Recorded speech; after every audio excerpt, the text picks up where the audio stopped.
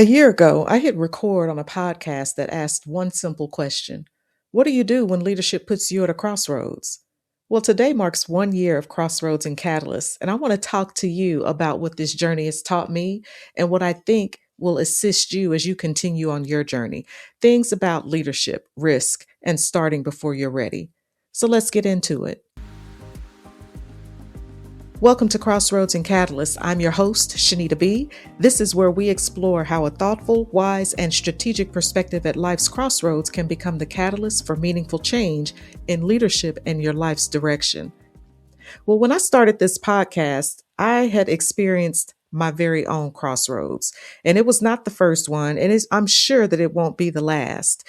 But what I realized is there are a lot of other people who are experiencing the same thing. And how helpful might it be to share what my experiences were? And maybe they could gain something and learn something and apply it to their situation and have a better outcome. Because what I've learned over the years is you can't you can't always predict what's going to happen, but you can do your best to prepare for it.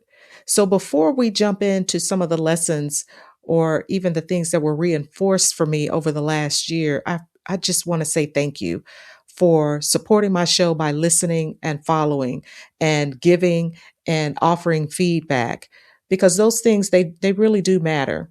And if you haven't already, make sure that you follow the show in Apple or Spotify, or check out my website, crossroadsandcatalysts.com, so that you don't miss an episode. So, you know that in life and leadership, things often look very easy from the outside looking in. And we sometimes convince ourselves that we possess the skills to take on whatever it is that is before us. And we don't often realize how challenging those things might actually be. And so you put that in the podcasting context, right? There's something about doing a solo podcast that really surprised me. And I didn't expect how much it would actually mirror leadership itself. Solo podcasting and leadership, they have a lot more in common than what I realized, because both can be very lonely and both can be extremely heavy. And when you're the one behind the mic, every decision starts with you. The topic, the message, the direction, the strategy. And if it succeeds or fails, well, of course, you already know who's going to be the one to take on that, because that was something that I determined that, well, not just that I determined, it was going to fall on me. And leadership, it really does feel this way quite often, because even when you have a team of people around you, you recognize the responsibility and you feel it, and you know that the decision is up to you. This is squarely placed on your shoulders. And that can be very off putting, right? Which is why there are a lot of people who choose not to go down the leadership path because they don't want to deal with it. So, behind every episode, I mean, you got to know that there's the planning, the strategy, the execution. You have to measure what works, measure what didn't work. You have to decide what to do differently next time. Believe me when I tell you, it's like a full C-suite thinking going on behind the mic. So in order to deliver something that is useful, that is valuable, you have to think through these things. You have to plan for these things. And that's not always easy, because again, it's a solo podcast. And so the more that I thought about it, the more that I realized this is exactly what leadership looked like. And I've been a leader for quite some time, but in every role of leadership that I've had, it has brought something different to me and has caused me to stretch a little bit more than I had before. And I do have an appreciation for that. So that's definitely not a complaint. This podcast might sound like one voice behind a microphone, but behind the scenes, it's a CEO level exercise in leadership. And that is just one other way to test your mettle, is to go for something that you have not done before, that you know really not anything about, except that there's a voice on the other end of the audio player that you're using to listen. So in many ways, this podcast has been its own crossroads for me. And what do I mean by that? Well, I've had to deal with doubt. I've asked myself, what if this doesn't work? Or I'm even wondering if I'm really cut out to do something like this, questioning whether it's even helping anybody. Because when you're the only person on the mic and you don't have a co-host or someone on the screen to talk to, you're not getting that instant feedback, right? And yet every episode has reinforced something that I believed for a long time, that leadership is actually vital. It does matter. And I think that it is actually vital. And the way that we carry it out is extremely important. The clarity that a leader brings or they don't bring, it matters. And the way that they show up for their team matters. You just cannot, in my opinion, you cannot underestimate the value that a good leader brings.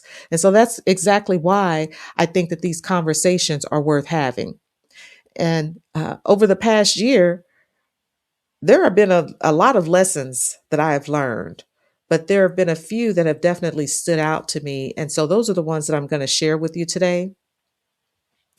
One of them is courage, because looking back, it's really interesting as some of my colleagues began to learn that I had a podcast. I would hear some of them say, well, that's really courageous. And I was a little dismissive, not toward them, but of the thought that it would be courageous for me to start a podcast. But as I continued to hear that, it made me realize I am doing something new and it's challenging and I don't know what's going to happen on the other side.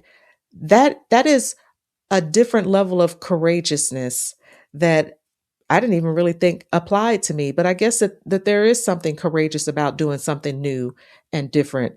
And especially in a leadership context where you're working and you're going to meetings with people who know what you do, who knows what they think or don't think, right? So then the second lesson that I learned was resilience, because really, I mean, let's be honest. I I have to be honest with myself for sure, because I had heard that most people, when they start a podcast, they don't make it past the first 7, 8, or 10 episodes. So when you recognize that that is the case, it's not very encouraging. So you have to know that you are going in it to win it, despite what you've seen, regardless of the stats, that you have to stick with it. And creating something consistently, it definitely requires more than enthusiasm. It requires an ability to keep going even when the excitement wears off and the work remains. Because believe me, there is plenty of work that goes into putting on a podcast. And again, this is so much aligned with leadership and what leadership requires. So it was just continually reinforcing what I had learned through my experiences in leadership all these years. So the third lesson that I learned was conviction. And at some point, you have to stop worrying about what other people might think and decide what the work itself means to you and recognize that it matters to you. Because when you have the conviction about what you're building or even saying, the outside noise, it's going to eventually die down because you're not even going to notice it. It's only going to be white noise for you. And in my opinion, that's a good thing. You want to learn to tune in to those things that you need to hear and learn to tune out those things that you don't need to hear, right? So the fourth lesson that I learned, or not necessarily learned, it would be better stated to say that was reinforced for me, is self-belief. And what do I mean by that? Well, over this last year, this podcast has really helped me to realize that my voice and my experiences, they are meaningful, that they can help other people. The things that I've seen and learned in leadership, these are not just stories. These are lessons that can actually help someone else. And in my estimation, that is of so much value. And it's a blessing to know that there are people out there who not only are interested, but they have a desire to know what my experiences were, how I worked through it, so that they could see themselves in those situations and figure out how they can proceed and move forward in their own way. It took me a while to fully acknowledge that. But I would say that somewhere along the way, I really did begin to understand that sharing those experiences, that's exactly the point. And so, again, like I said, there were many things that I learned, but this last year has just been one of those things where I've been stretched. I've had to recommit to doing some things. I've had to trust my gut because when you don't have feedback, you're not always sure that what you're saying, what you're doing is working. So, what that means is that you have to pursue other means to get information and insight that will help you to decide if you need to pivot or if you need to stay the course. Neither of which is right or wrong, but you have to understand what it is that's going on in your particular situation and context and adjust accordingly. So, the reason that I started this podcast was again because I wanted to share my experiences because of where I was and what I had encountered, um, and I wanted to be helpful, and I think that it has been. And I certainly appreciate that you have stuck around to glean something from my experiences to apply to your own life.